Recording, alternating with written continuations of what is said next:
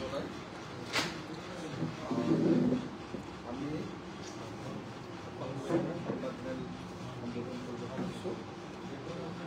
সংবাদমেলৰ বিষয়বস্তু হ'ল ভাৰতে পাকিস্তানী সন্ত্ৰাসবাদীৰ বিৰুদ্ধে চলাই থকা যুদ্ধ, ভাৰতৰ সপক্ষে পাকিস্তানৰ বিপক্ষে সন্ত্ৰাসবাদীৰ বিপক্ষে আমাৰ এই সংবাদমেল। শ্ৰদ্ধেয় সংবাদকৰ্মীসকল, আমাৰ ভাৰতৰ ওপৰত জম্মু কাশ্মীৰৰ পেহেলগামত পাকিস্তান সমৰ্থিত সন্ত্ৰাসবাদীয়ে যি আক্ৰমণ কৰিলে, এই আক্ৰমণক আমি ইতিমধ্যে সকলো মানুহে, ভাৰতৰ সকলো মানুহে, সকলো ৰাজনৈতিক দলে সকলোৱে আমি ইতিমধ্যে গৰিহণা দিছোঁ। ভাৰত চৰকাৰে সেই সন্ত্ৰাসবাদীক নিৰ্মূল কৰিবৰ কাৰণে পাকিস্তান সমৰ্থিত সন্ত্ৰাসবাদীক ধ্বংস কৰিবৰ কাৰণে যি যুদ্ধ আৰম্ভ কৰিছে, সেই যুদ্ধৰ প্ৰতি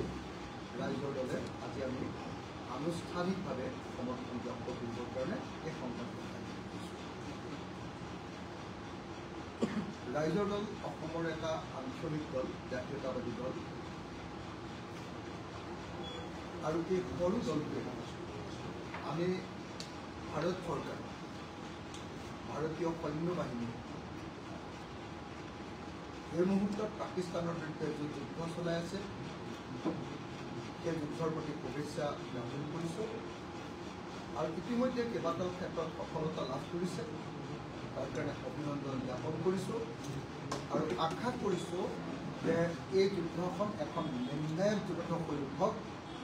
যাতে পাকিস্তানে কোনোদিন ভাৰতৰ ওপৰত আঙুলি উঠাব নোৱাৰে। আমি ৰাইজৰ দলে সেইকাৰণে আজি শিৱসাগৰৰ পৰা সম্বোধন কৰা এই সংবাদমেলৰ জৰিয়তে ভাৰতীয় সৈন্য বাহিনীৰ প্ৰতি আমাৰ অকুণ্ঠ সমৰ্থন, এই যুদ্ধত আমাৰ অকুণ্ঠ সমৰ্থন ব্যক্ত কৰিছোঁ আৰু ইতিমধ্যে ৰাইজৰ দলৰ আজি কৈ যোৱা যিখন আমাৰ সভা,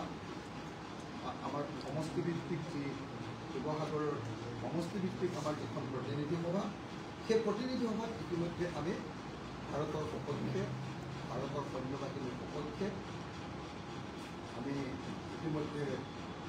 শ্লোগান দিছোঁ। ইতিমধ্যে ভাৰতৰ প্ৰতি আমাৰ বিশ্বাস আৰু পাকিস্তানৰ প্ৰতি আমাৰ বিৰোধ প্ৰকাশ কৰি ইতিমধ্যে আমি শ্লোগান দিছোঁ, প্ৰতিবাদ সাব্যস্ত কৰিছোঁ। পাকিস্তানৰ বিৰুদ্ধে, সন্ত্ৰাসবাদীৰ বিৰুদ্ধে প্ৰতিবাদ সাব্যস্ত কৰিছোঁ আৰু আমি ভাৰতীয় সৈন্য বাহিনীক আদৰণি জনাইছোঁ, শুভেচ্ছা জনাইছোঁ, অভিনন্দন জনাইছোঁ। এতিয়া কথা হ'ল, পাকিস্তানে বাৰম্বাৰ আমাৰ ওপৰত এনেকুৱা ধৰণৰ আন্তঃৰাষ্ট্ৰীয় সন্ত্ৰাসবাদী নমাই দিছে আৰু এনেকৈ আন্তঃৰাষ্ট্ৰীয় সন্ত্ৰাসবাদী নমাই বাৰম্বাৰ ভাৰতৰ আভ্যন্তৰীণ যুদ্ধত তেওঁলোকে অৱস্থা কৰি আহিছে। সদায় ভাৰতীয় মানুহৰ ওপৰত অত্যাচাৰ কৰি আহিছে। এইবাৰ আমি দেখিবলৈ পাইছোঁ যে পাকিস্তান শক্তিহীন, কিন্তু তেওঁলোকে ভাৰতৰ দুৰ্বল স্থান, কোনটো দুৰ্বল স্থান? যে ভাৰতীয় জনতাৰ ওপৰত, যিসকল জনতাই যুদ্ধত কোনো অংশগ্ৰহণ কৰা নাই, সীমান্তত বসবাস কৰা জনতাৰ ওপৰত আক্ৰমণ কৰিছে। ইয়াৰ বিপৰীতে ভাৰতীয় সৈন্য বাহিনীয়ে কিন্তু পাকিস্তানৰ সামৰিক ঘাটিত অথবা ষ্ট্ৰেটেজিক পইণ্টতহে আক্ৰমণ কৰা দেখা গৈছে বা সন্ত্ৰাসবাদীৰ ঘাটিতহে আক্ৰমণ কৰা দেখা গৈছে। এই ঘটনাই প্ৰমাণ কৰে যে পাকিস্তান হতাশ হৈছে। পাকিস্তানে হতাশ হৈ পাকিস্তান চৰকাৰে, পাকিস্তান সৈন্য বাহিনীয়ে আমাৰ সাধাৰণ জনতাৰ ওপৰত আক্ৰমণ কৰিছে আৰু আমি ৰাইজৰ দল, এটা জাতীয় আঞ্চলিক ৰাজনৈতিক দলে আমি দাবী উত্থাপন কৰিছোঁ যাতে পাকিস্তানে আমাৰ সাধাৰণ নাগৰিকৰ ওপৰত এনেকুৱা ধৰণৰ আক্ৰমণ বন্ধ কৰে, তাৰ কাৰণে আমি দাবী দ্বিতীয়তে আমি এই সময়খিনি দেখিছোঁ যে ৰাষ্ট্ৰসংঘই পাকিস্তানৰ কাৰণে এই মুহূৰ্তত পাকিস্তানৰ কাৰণে $1 বিলিয়ন এটা ঋণ অনুমোদন দিছে। এইটো আমি দুৰ্ভাগ্যজনক বুলি ঘোষণা কৰিছোঁ। আৰু এনেকুৱা যুদ্ধৰ সময়ত ৰাষ্ট্ৰসংঘই ভাৰতৰ বৈৰী দেশ পাকিস্তানৰ কাৰণে $1 বিলিয়ন ঋণ অনুমোদন কৰি পাকিস্তানৰ প্ৰতি যি কোমল মনোভাৱ প্ৰদৰ্শন কৰিছে তাক আমি নিন্দা কৰিছোঁ আৰু ৰাষ্ট্ৰসংঘৰ ওচৰত দাবী উত্থাপন কৰিছোঁ যাতে এই যি $1 বিলিয়ন ঋণ, এই $1 বিলিয়ন টকাটো যাতে পাকিস্তানক মুকলি কৰি দিয়া নহয়, তাৰ কাৰণে আমি ৰাষ্ট্ৰসংঘৰ ওচৰত দাবী কৰিছোঁ। এই মুহূৰ্তত অসমৰ প্ৰত্যেকজন নাগৰিকক আমি বিনম্ৰভাৱে আহ্বান জনাইছোঁ যে কোনো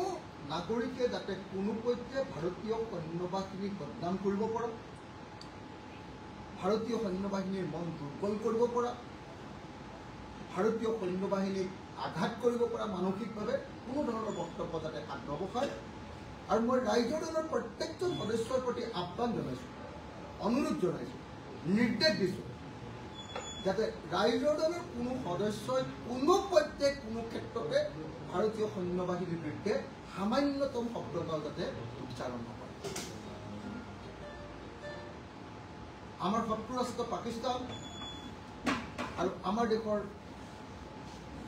সাধাৰণ নাগৰিকৰ ওপৰত, পৰ্যটকৰ ওপৰত আক্ৰমণ কৰা সন্ত্ৰাসবাদীসকল, পাক সমৰ্থিত সন্ত্ৰাসবাদীসকল,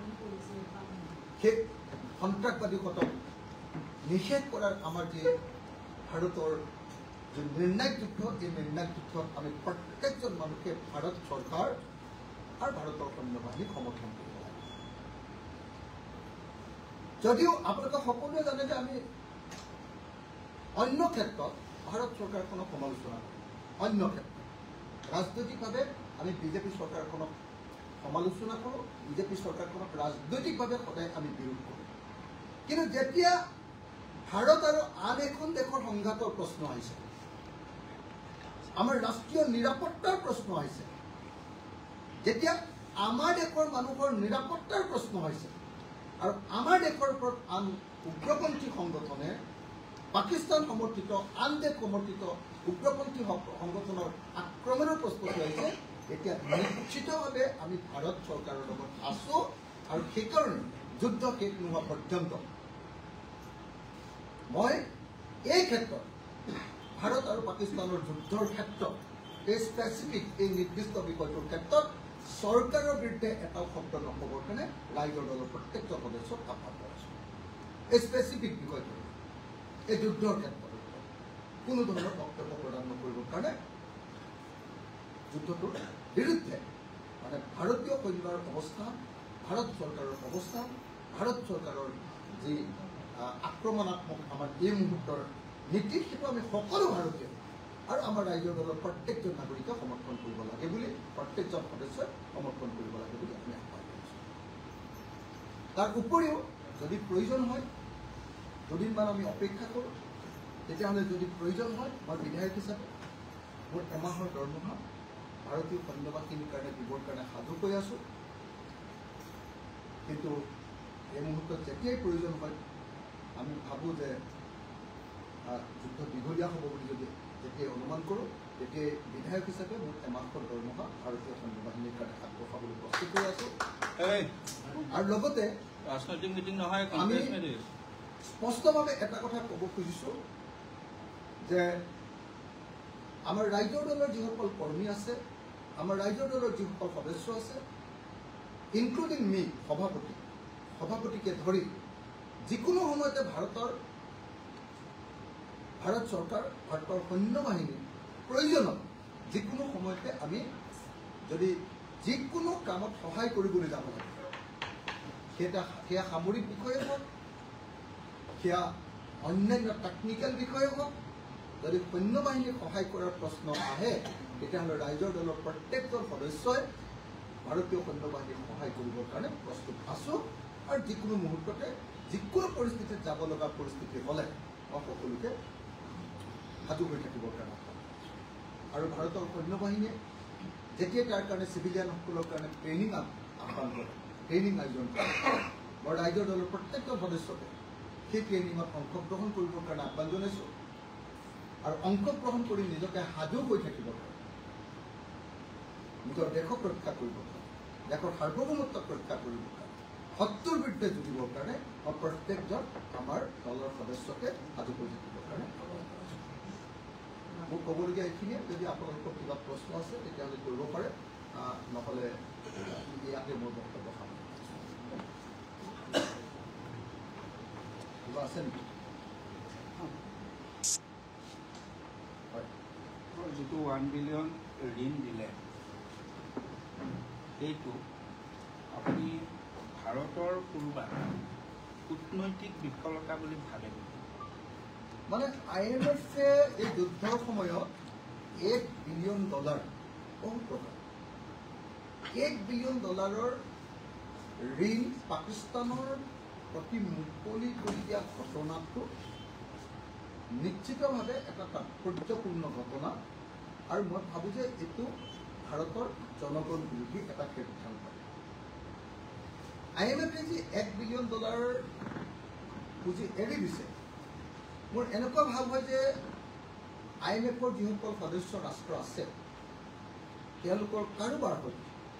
শক্তিশালী ৰাষ্ট্ৰৰ ইনডাইৰেক্ট সমৰ্থন লৈ হয়তো পাকিস্তানে এই কাম কৰিবলৈ সক্ষম হৈছে গতিকে মই ভাৰত চৰকাৰক আহ্বান জনাম যাতে